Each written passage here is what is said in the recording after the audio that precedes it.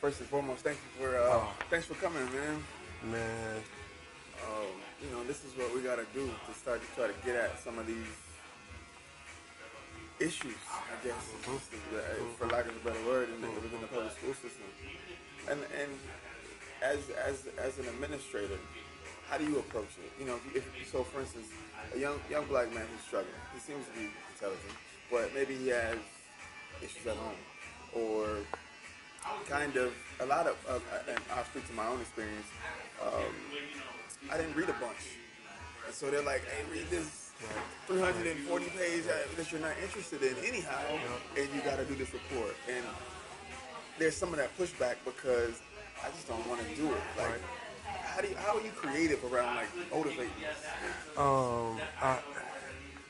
first, it's my love and it's my passion, and I think that's where it starts for me.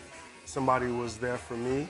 Somebody helped and guided me and helped understand how important education was, and it's my moral obligation to give back and do the same thing. And for leading a building of about 1,000 students and families, I need to make it real personable to each kid, to what their strengths are, what their needs are.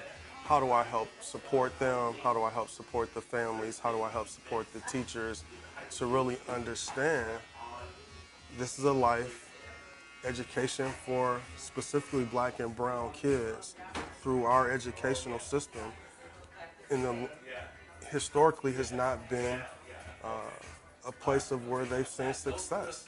And really having that mind frame of understanding how real it is for the school to prison pipeline, it's really understanding how we need to interrupt a system when we look at data around our black and our brown kids, male and females. Are they striving like our white counterpart students? What are some of the startling statistics for you? Like when something that just sticks out to you? Well, let's just talk about graduation, high school. You just need that basic Right. piece of education to graduate from high school. Nationwide, what, about 50%? Wow.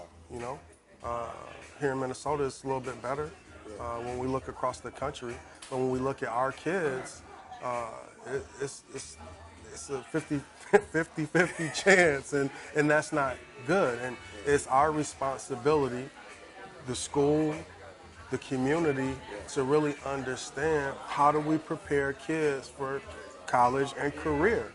And it's interesting because that 50% graduation rate, or about, Yeah, is represent it almost represents the 50% real unemployment amongst young black men within the city of Minneapolis. that's right. That's right. So education, I mean, it shows how important it is. It ain't even always just about higher education necessarily, Right. but No. just feeling like I'm capable. Right. I can That's go right. in, I can That's get right. a job, and I'm prepared. Because a lot of cats check out and they feel like I'm not prepared for it, so why even? That's right. Why even That's try? right. So how do we keep them engaged?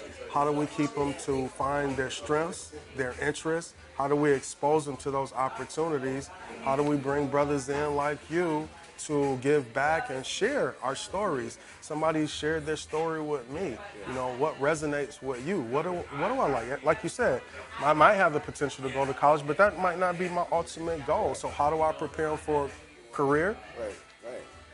Trade, Yeah, electricity. you know, we talk right? About, Yes. Right now, like renewable Yes. energy and all these things.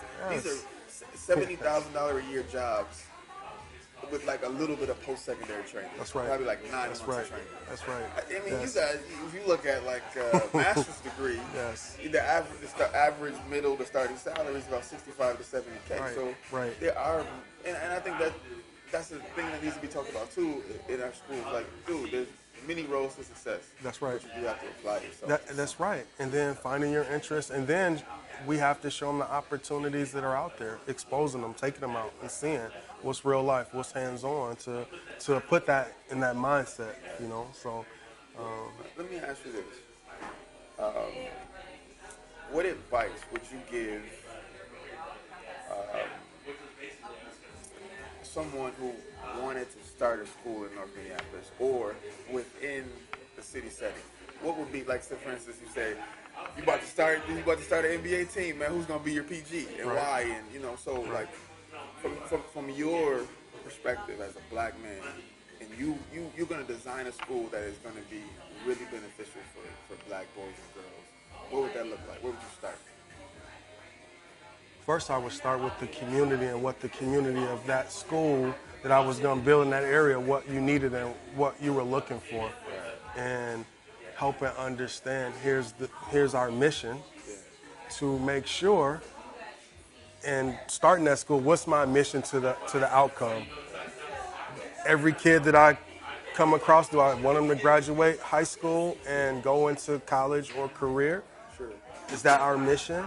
How do we help them understand to critically think, to give back to our community? But I would start with that community, get those community stakeholders together, and talk about what that community needs. And then, putting those values, that mission, that strategic plan in place, and getting those people in that team together that are on that same mindset to open it up. We can look at examples across the country. Let's take Chicago with Urban Academy, 100% graduation rate. 100%. Every kid that comes through is graduating and going to college.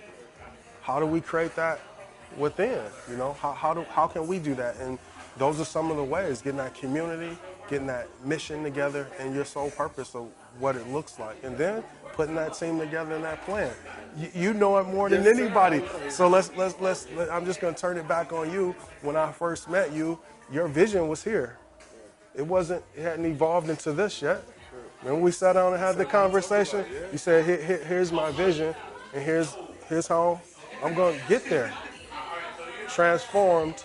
So we need people like you to have that mindset. Here's how. I'm going to set the goals to create that for our kids and get it together. Absolutely. And it's brothers like you. I mean, when I first met you, what? Where? How? And even for me, come on, I have all interest in seeing our kids succeed, but I'm saying no direct, immediate personal interest because I don't have children that are going through that system. But I was excited, like, all right, we shouldn't give up. There is hope. Because if there's one, there's two, there's three. That's right. Hope. That's right. And thank you for doing what you do, man. Thank you for showing up. Love it, man. Thank you. Yes.